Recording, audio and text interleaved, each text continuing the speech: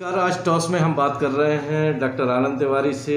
आपसे हम दोबारा बात कर रहे हैं। इसके पहले हमने डॉक्टर साहब से बात की थी 21 मार्च के दिन, और जबकि दूसरे दिन जनता कर्फ्यू एक्सपेरिमेंट के तौर पे सरकार करने जा रही थी।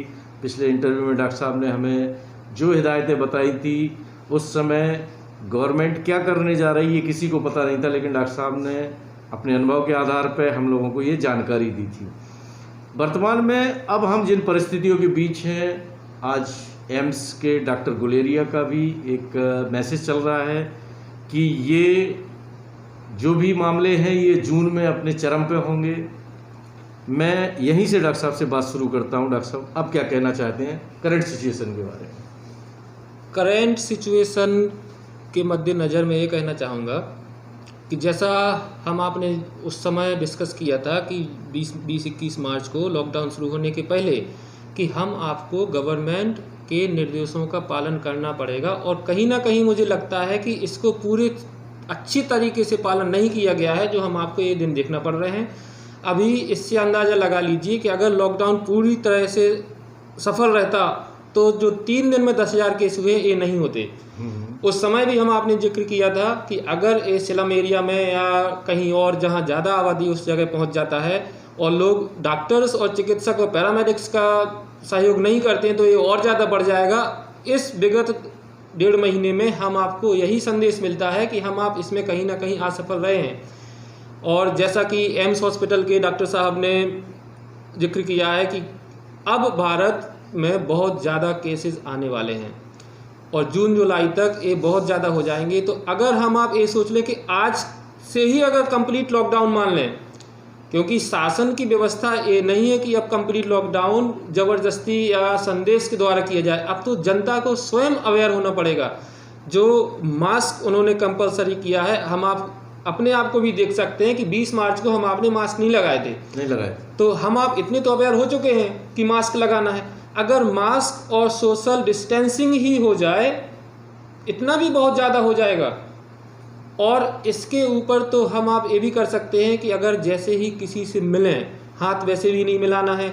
इसके बावजूद भी जो हैंड सैनिटाइजर्स और हैंड वॉश का 1.5 महीने से सबको, अब तो सभी लगभग अवगत हो चुके हैं इस बात से कि क्या करना है, बस उस पर करना ही है, ये ज़्यादा इम्पोर्टेंट हो गया है। अब ऐसा एक चीज़ पूछना चाहेंगे, 21 मार्च को जो हमारी आपकी बातचीत हुई थी उस समय हिंदुस्तान में मामले बहुत कम थे, विदेशों में भी आज की तुलना में तो बहुत कम थे। आज अगर उस हिसाब से देखें तो 5 देश, America, France, Spain, Italy, Germany, अगर इन 5 देशों के आंकड़ों पे गौर करें तो 20 लाख से ज़्यादा लोग संक्रमित हैं, जिसमें 10, 11, 12 लाख लोग तो अमेरिका में हैं। वहाँ नंबर्स इतने आ रहे हैं और हमारे यहाँ नंबर्स जो है बहुत डाउन है। एक व्यक्तिगत मैं मतलब आपसे ये जानना चाहता हूँ, क्या हमारे यहाँ नंबर्स का जो डाटा है वो सही आ रहा है? जहाँ तक नंबर्स का सवाल है, उस समय अपने यहाँ कोरोना की बीमारी प्रसव अवस्था में थी और उसके कुछ हफ्ते तक हमारे यहाँ रूटीन चेकअप और उनके रिजल्ट आना इतने फ्रिक्वेंटली नहीं थे।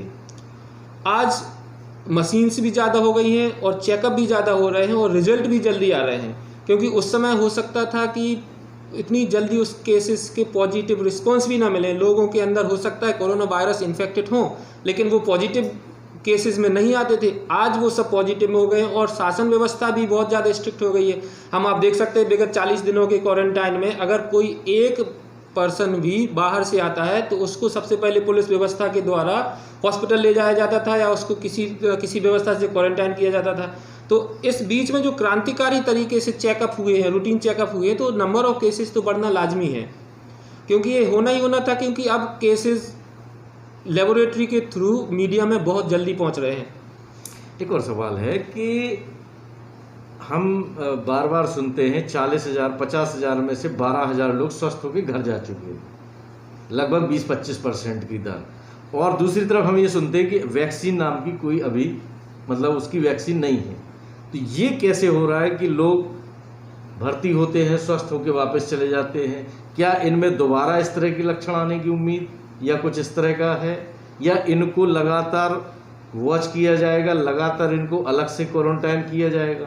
इंडिविजुअल्स, पर्सन्स और पेशेंट्स का क्योर होना उनकी व्यक्तिगत इम्यूनिटी पर डिपेंड करता है। कुछ लोगों की रोग प्रतिरोधक क्षमता ही ज़्यादा होती है, तो वो इस कोरोना जैसी बीमारी को भी झेल जाते हैं अगर उन्होंने शुरुआत में ही इसको कंट्रोल कर लिया।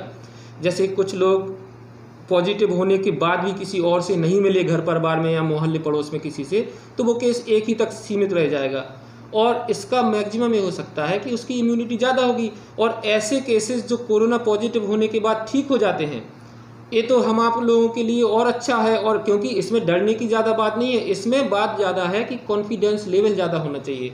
आधे लोग तो इसी कारण डर हो जाते हैं, डिप्रेशन में आ जाते हैं कि वो पॉजिटिव हो गए, वो पॉजिटिव हो गए और हमारा पड़ोसी पॉजिटिव हो गया या हमारे देश में इतने लोग पॉजिटिव हो गए। जो पॉजिटिव हो गए वो तो हो ही चुके पॉजिटिव, लेकिन जो नहीं पॉजिटिव हुए वो डिस्टेंसिंग कर लें तो भी बहुत ज़्यादा अच्छा हो जाएगा।